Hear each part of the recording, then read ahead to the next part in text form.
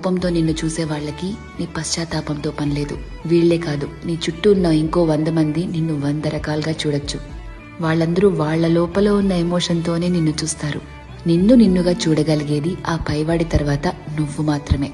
ఎప్పుడైతే నువ్వు నీలో ఉన్న తప్పులు, ఒప్పులు, మంచి చెడు, నీలో కోపాలు, నువ్వు చేసే మోసాలు, నీలో మార్పులు, నువ్వు పడే పశ్చాత్తాపాలు, నీ చుట్టూ బాధ్యతలు, నీ ఆశలు, వాటికై నీ కష్టాలు, దేవుడిచ్చిన లోపాలు, నీ ప్రయత్నాలు, ఇలా ఎదుటి వాళ్ళని జడ్జ్ చేయడానికి మనం వెతుకుతూ ఉంటామే, వాటన్నిటి ద్వారా నిన్ను నువ్వు చూసుకోగలిగితే ఎలా అన్బయాస్డ్ గా, లాయర్లా కాదు జడ్జి లాగా, అప్పుడు నువ్వేంటో నీకు అర్థమవుతుంది కదా. అదే సెల్ఫ్ అవేర్నెస్ అంటే. సెల్ఫ్ అవేర్నెస్ నీకు చాలా ప్రశాంతతనిస్తుంది. ర్యాండమ్ గా ఎవరిని ఏమీ అనలేవు, ఎందుకంటే నీకు తెలుసు ఎవరి తుఫాన్లు వాళ్లకుంటాయి లోపల అని. ఒకరిని జడ్జ్ చేయటం చాలా ఈజీ అబ్బా, కానీ నిన్ను నువ్వు జడ్జ్ చేసుకోగలిగితే personal growth, peace of mind అన్నీ దొరుకుతాయి. అందుకే